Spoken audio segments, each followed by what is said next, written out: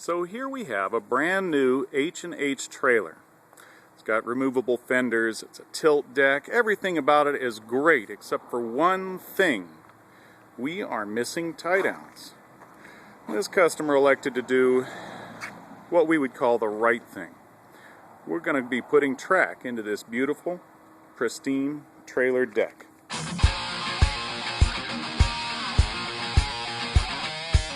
Alright, so here we've got our wonderful trailer, but it doesn't have great tie downs. It does have these stake pockets, and with these stake pockets we could use our chain extension ends and do something like this, and then connect our straps to these. That would allow you to get the right angle without messing up the trailer or the strap. Or we could install D-rings as we've done before.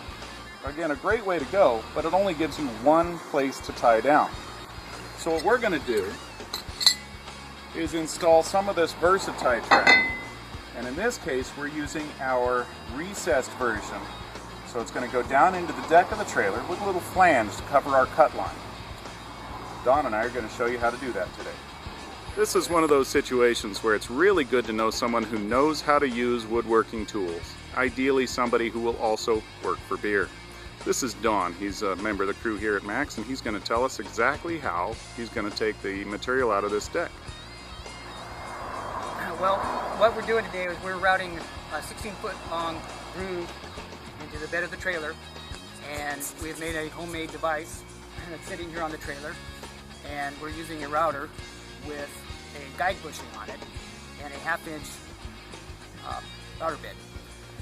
So the idea is to go ahead and secure our jig down, and the guide bushing will be running along each side of our jig here.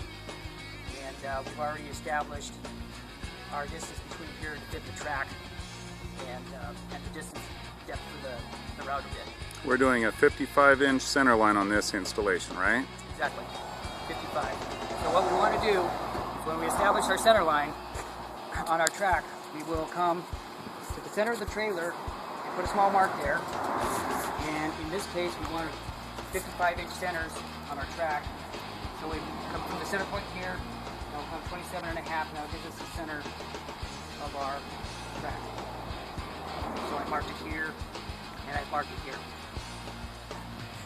Our next step at this point will be, we'll measure from the side of the trailer to the side of the jig here. We'll nail it down here, or clamp it, or whatever device you have to secure it.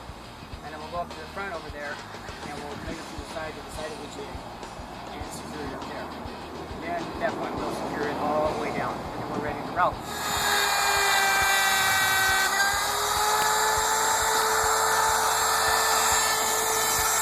What we're doing here is welding in sections of channel that will go in between each plank, or the planks that the track is routed into the top side of. That way when the track is fastened, you're not just pulling on the wood plank, you've actually got some structure to pull against. 2-inch by 4-inch channel. We've cut pieces of this to go in between each cross member of the trailer. They will be welded front and back. Then when the bolts from the track drop through that plank, they will come into some structure rather than just the wood plank itself. It takes a little time, but it ensures a real proper fit and long-lasting strength.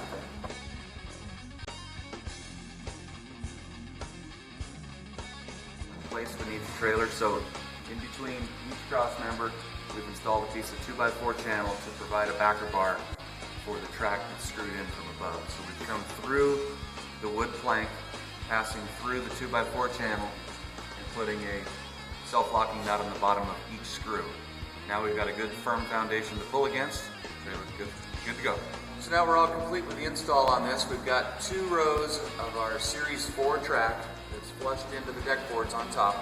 And we've already shown you the bottom side with 2x4 channel to receive the machine screws. We've drilled and countersunk this on a 6-inch center line, and we run it almost all the way to the front of the deck. It stops a little shy of the front because we're going to also install a storage locker and spare tire up front just behind the area.